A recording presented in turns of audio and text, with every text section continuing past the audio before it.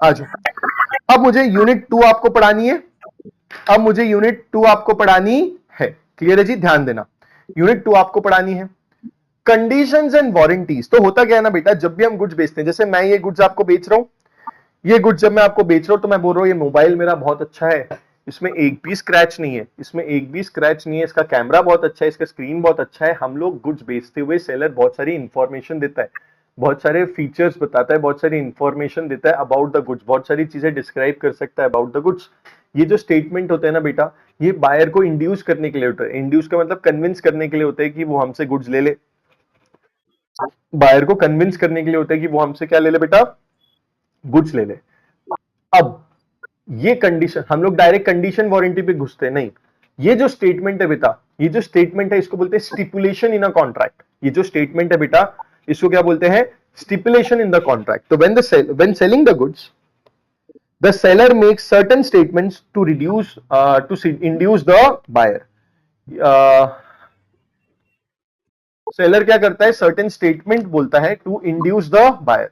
They are called stipulations, they are called stipulations. Clear है जी? इसको स्टिपुलेशंस बोलेंगे। तो स्टिपुलेशंस क्या है, इतने से ज्यादा इंपॉर्टेंट ये है कि ये जो इंफॉर्मेशन है, क्या ये कंडीशन की कैटेगरी में आएगा, क्या ये वारंटी कैटेगरी में आएगा? हा, इस सबसे ज्यादा इंपॉर्टेंट ये है कि ये क्या जो है, ये जो कंडीशन की कैटेगरी में आएगा कि वारंटी की कैटेगरी में आएगा। सर ये डिफरेंशिएट करना क्यों इंपॉर्टेंट है? बिकॉज बेटा सब साथ में बोलेंगे, condition is essential to the main purpose of the contract. आपको चैट बॉक्स में लिखना है, और अगर कंडीशन का ब्रीच होता है तो क्या राइट मिलता है? Right to repudiate the contract as well as damages और बोथ। तो जब भी ब्रीच ऑफ कंडीशन होता है, कोई essential part of the contract, एक तो डायरेक्टली क्वेश्चन बोल देगा कि दिस वाज द कंडीशन, या क्वेश्चन बोल देगा कि पूरे ट्रांजैक्शन में सामने वाले ने इंपॉर्टेंट चीज बताई है, तो आपको समझ जाएगा यस ये तो इसेंशियल पार्ट है। आपको समझ जाएगा कि ये क्या है, इसेंशियल पार्ट है। क्लियर है जी? क्लियर है जी?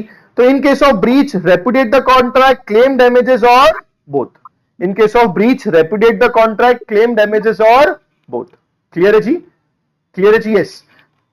Breach of condition can be treated of breach of warranty. इसकी पिक्चर में यहां से बाद में कंटिन्यू करूंगा, पिक्चर आएगी इंटरमिशन के बाद आएगी, इधर ध्यान दो।